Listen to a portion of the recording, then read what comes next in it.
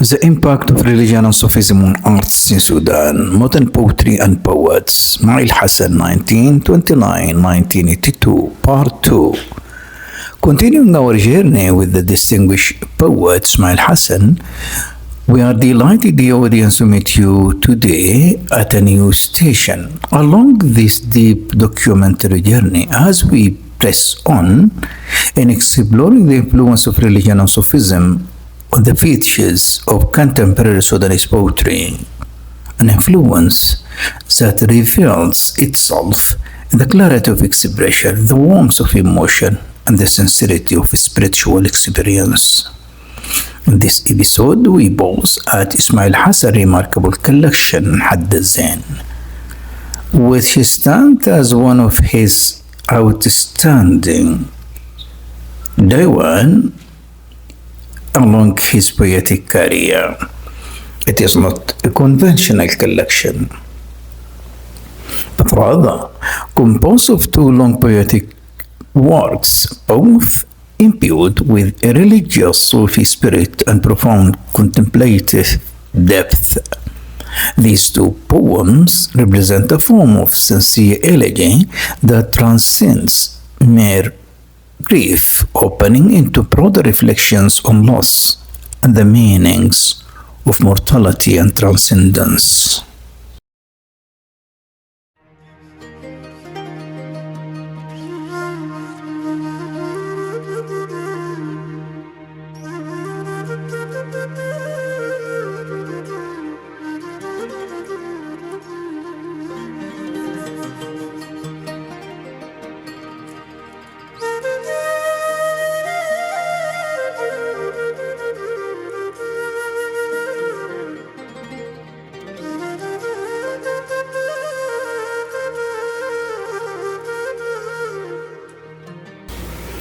The first poem was written as an elegy for his sister Jawahir and mother Haddadin, carrying that weight of sorrow while being suffused with a spirit of acceptance and surrender. In it, feelings of longing merge with the fragrances of faith, reflecting the depths of human experience when it is connected to the horizons of Sufism. The second poem, on the other hand, is an elegy for the veteran Hagiba song poet Ajigrew, in which the poet recalls his life and stature, embodying values of artistic and human loyalty. So the audience join us as we continue this captivating journey along the shores of words and the spirit of meaning. Listen closely to the voice of poetry as it blends with the pulse of soul and embraces the sphere of Sufism and religion in its most radiant expressions. Stay with us.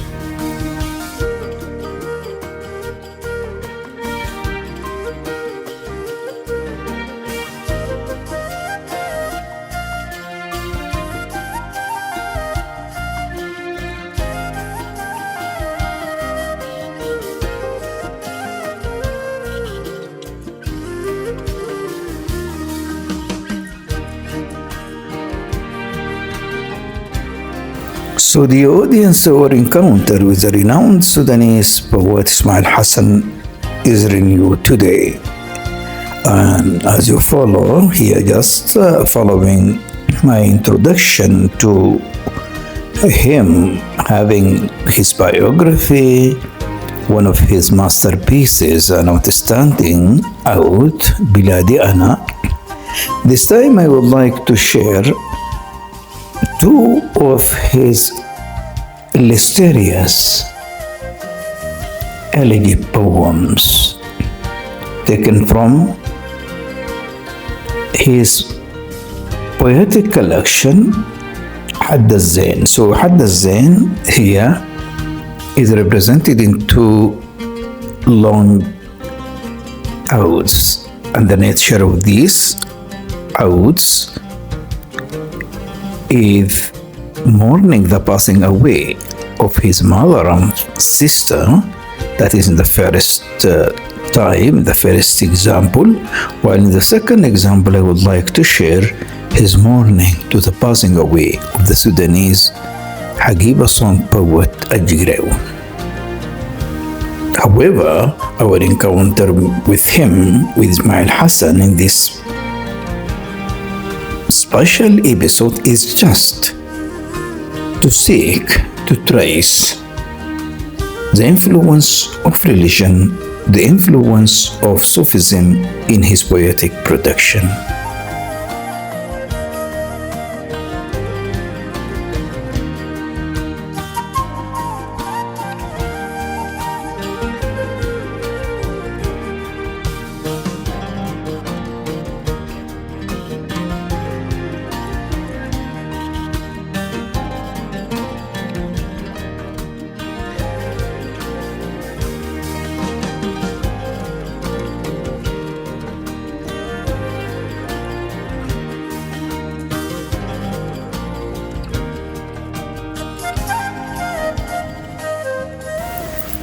حد الزين ويا حدود الزين، حد الزين بنية شيخنا إسماعيل نغيم نائين، بعيد وحزين مراقب القدرة شايلة تنو يا من شالنا الطيبين، ونحن على ضفاف الشوب عذابنا نودع الراحلين.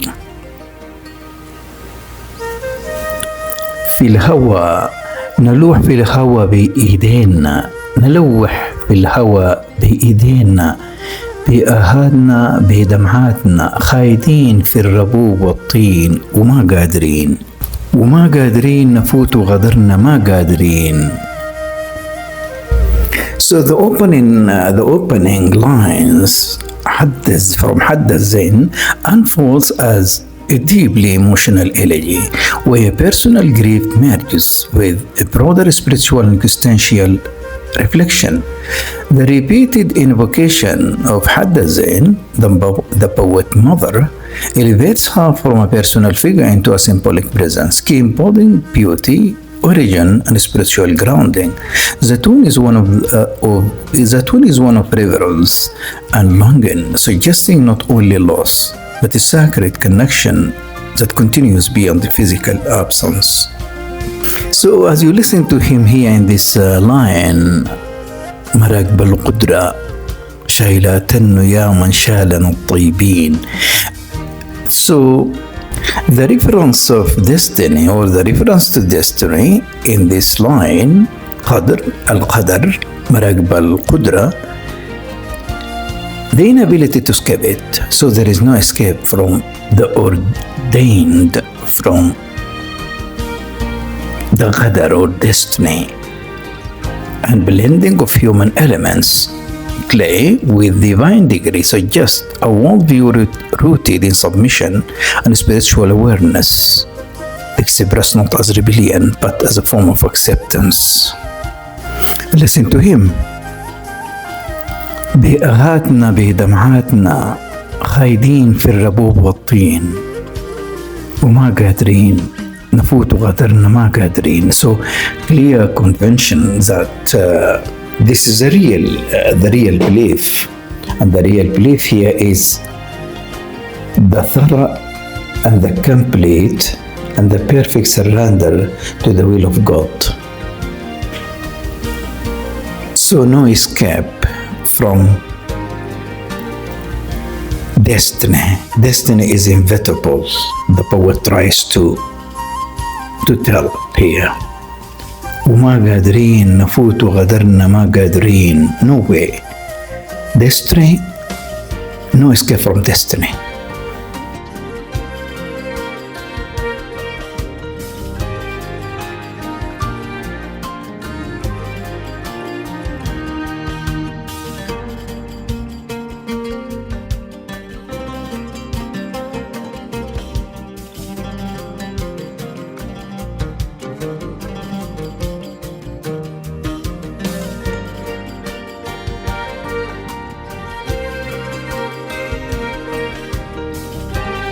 And listen to him while mourning his mother. يا حدود الزين حليلك يا قمر دورين يا هدايا يا ضوايا يا أم الوليد والزين فراق واحد بيقتل الزول وكيف يمه انتوا اتنين خليتونا في درب الضياع ضايعين منو اللي يمه في شهرين فقد أخته وحيدة دارنا يما جواهرنا. So as you listen, the poet here, within 2 months, he lost 2 beloved, his mother and his sister Jawahir. So his sister passed away first, followed by his mother, and left our poet in sadness, in sorrow. And listen to him while I'm quoting. بشوفكن يما في الزهاد يرتلوا في الضحى وياسين بشوفك يما راية العين وقت من ديلي غاشي الساب وماشي يرهن ويا أعرق من الأعراق خلاصة أهلنا الطيبين كلنكول في الشمال يبكي وفوقه تحزموا الصالحين وكل الفاتوا قبالك على باب الخلود واقفين. So the sorrow and this sorrow gradually shifts into spiritual, religious infused vision. The poet insists that the departed have not truly vanished, the departed. الراحلين, rather they have moved into a higher, more enduring realm. He envisions his mother, and by the way this belief indicates that the death itself, it is not more than station, than a manifestation in station, تجلي في مقام. Just it is a transition. He envisions, the poet envisions his mother among the devout, Salihin, the righteous, reciting the Quran, particularly Surah of Ad-Duha and Yasin, which implies comfort, mercy, and divine reassurance. This imagery reflects a transition from the pain of separation to a sense of spiritual continuity and peace. So describing his mother as one of the core of the righteous, خلاصة أهلنا الطيبين. And even كلنكول, mourning her passing away. كلنكول في الشمال يبكي, mourning her passing away. وفوق تحزموا الصالحين. And as you follow, we have presenting the first episode that this famous mountain is the focal point to the worshippers and the righteous. They used to spend times in seclusion inside this mountain. اتحزموا الصالحين وكل الفاتوا قبالك, even the spirits of the ancestors at that day, at that time, at that moment, gathered على باب الخلود واقفين. And this is indication that all of us, we are just waiting for our turn to come. على باب الخلود, and he described the death, not the end, but it is an everlasting, eternal living, merely following the reckoning of the judgment, the doomsday.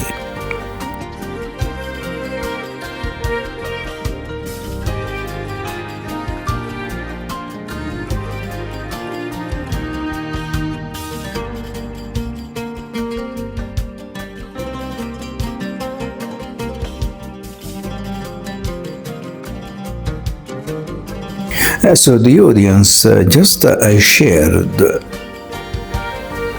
parts of the first elegy. It is longer one. So on the second part here, I would like to share another elegy. As we told, it has been written on the passing away of the Hagiba, a mysterious outstanding poet جقرو. وقفة على قبر فنان حي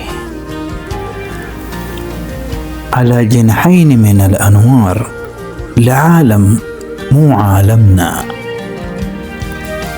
يغالدنا ويخاصمنا، يحاربنا ويسالمنا، يحاسبنا، يعاتبنا ويعاقبنا، عوالم فوق متاهات كلها أسرار عند نهاية منها.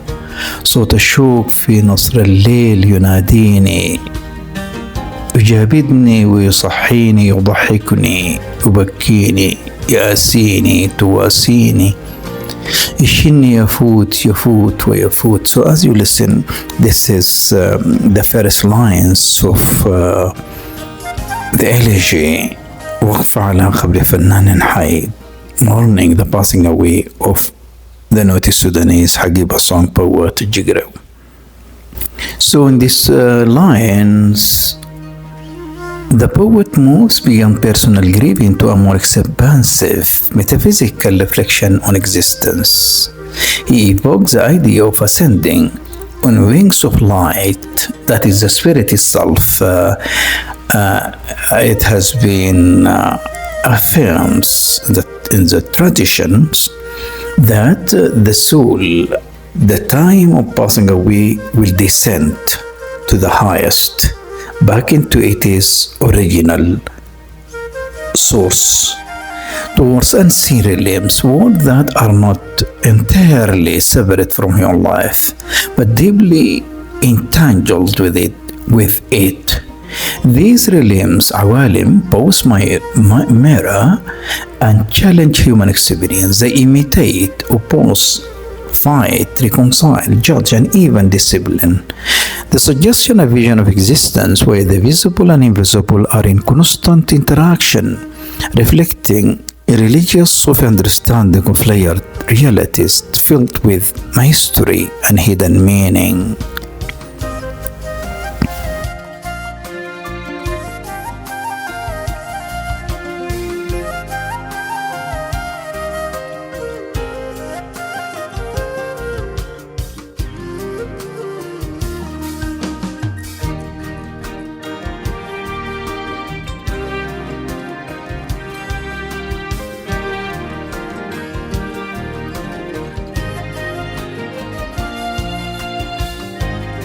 Listen to him, the second stanza. Just to quote him. وانت تكون يافي، ومرة تكون ما في، تشيل الكون بأعماقك، ونور القدرة مبهول جوا أحداقك، يبدو دريب جديد وغريب وما منهي، يقودك وين، يوديك وين، انت الواقف الماشي، تحس الشيء يكون ما شيء. So philosophical words, this is mine. These lines, the poet Ismail Hassan explores a paradoxical state of being and not being. You are addressing the poet and you are not. This tension reflects a deeply religious Sufi acceptance of existence, where the self is not fixed but constantly shifting between the presence um, annihilation and annihilation فناء that receive the self or the spiritual seeker moves between moments of fullness and absence, suggesting that true being is not stable but fluid and contingent. So listen to him ونور القدرة, the light of destiny مبهول available. جوا حداقك يبدأ دريب جديد وغريب، وما منهي يودك وين، يوديك وين انت الواقف الماشي. as if he addressing him while addressing all the human.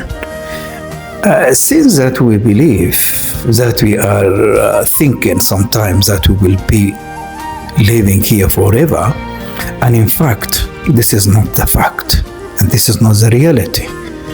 For since we feel that we are stable, we are here, but in fact we are moving, and our movement to the return to the first source, sometimes we never touch it, we never sense it, and sometimes we touch it, we sense it.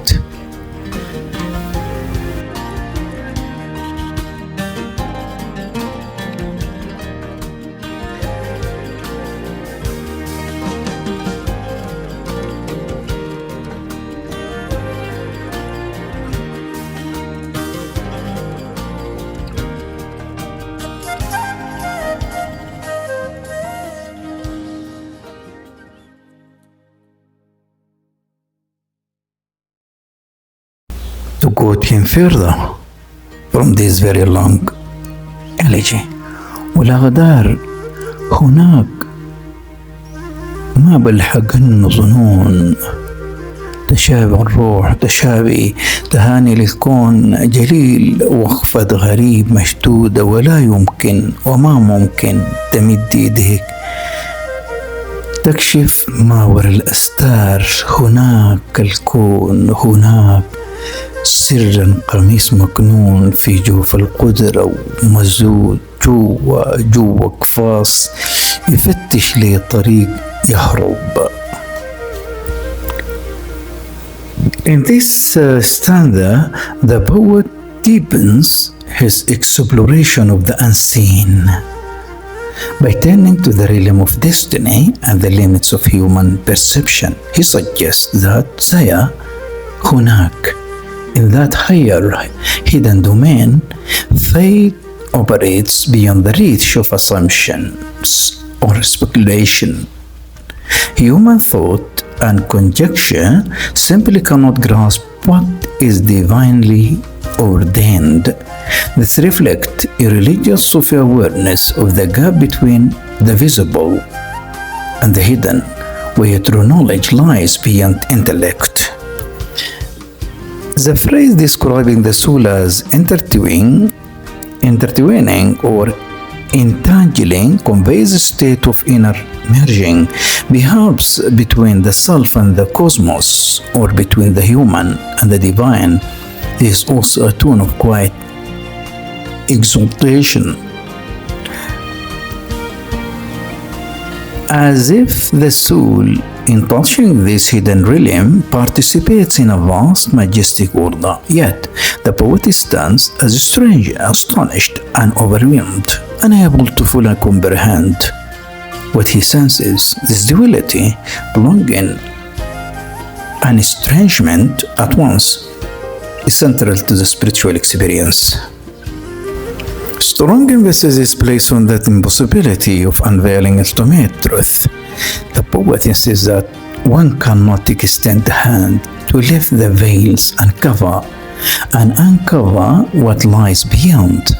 The imagery of secrecy intensified. The universe is described as a deeply concealed mystery, buried within the divine power, locked in layers upon layers. This suggests that existence itself is structured as a series of veils, protecting a core truth that remains inaccessible. In the final image, something within perhaps the soul or inner consciousness is portrayed as confined, searching for a way to escape. This introduces a subtle tension. While the divine mystery is sealed and unreachable, there is an inner impulse striving toward it, yearning to break free from limitation. This line, therefore, captures a profound spiritual condition, a way before the hidden or the recognition of human limitation, and an inner longing that continues to seek even when full understanding remains beyond reach. في جوف القدرة ومسدود جوا قفاص يفتش لي طريق يهرب.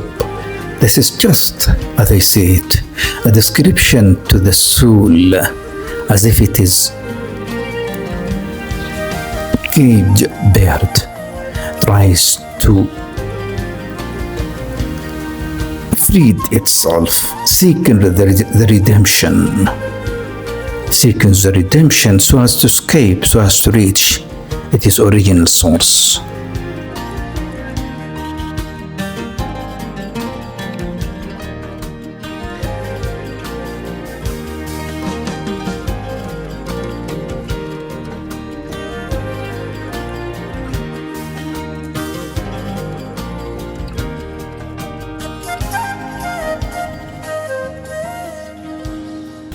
Listen to him while I'm quoting from this very long elegy.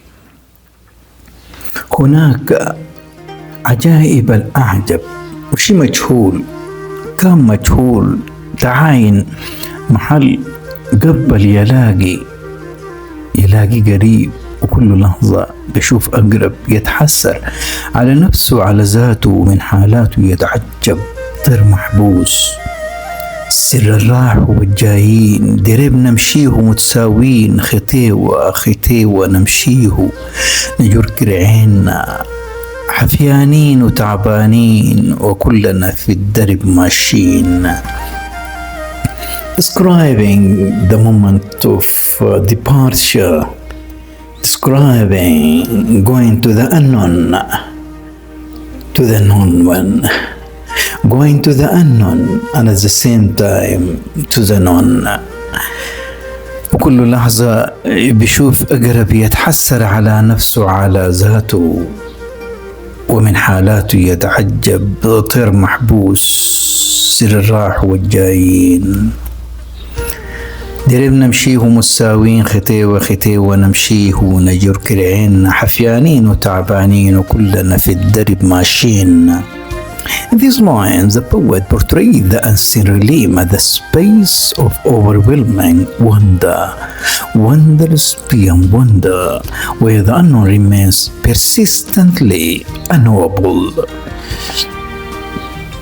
Even when something appears to become familiar, it quickly turns strange again. This suggests a reality that constantly exceeds human understanding, where certainty resolves and every moment reveals new layers of mystery. The observer, the poet, finds himself caught in the cycle of recognition and bewilderment. This leads to an inward turn. The poet reflects on the self with a sense of astonishment and even regret. He becomes both the observer and the observed, questioning his own states and transformations. The experience is not only about the external unknown, but also about the inner complexity of the human condition, how one can feel estranged even from oneself. The image of caged bird introduces a powerful symbol of confinement, a longing. It represents the soul, aware of something greater, the secret of those who have gone and those yet to come, yet unable to fully access or grasp it. This reinforces the theme of limitation. The human being senses deeper truth. Deeper truth is but remains bound within constraint. Finally, the poet in this stanza shifts to a collective dimension. The journey is no longer individual but shared. We all walk the same path. This path is marked by hardship. Waking or walking barefoot, dragging weary feet, exhausted. It becomes a metaphor for human condition itself, a universal journey through life marked by struggle, fatigue, and inevitability, or passing away to the last and the final destiny, and that is the death. وكلنا في الدرب ماشيين وكلنا في الدرب ماشيين. So this is the inevitable fact that all of us will pass away one day. Only remains the face of God. ويبقى وجه ربك ذي الجلال والإكرام.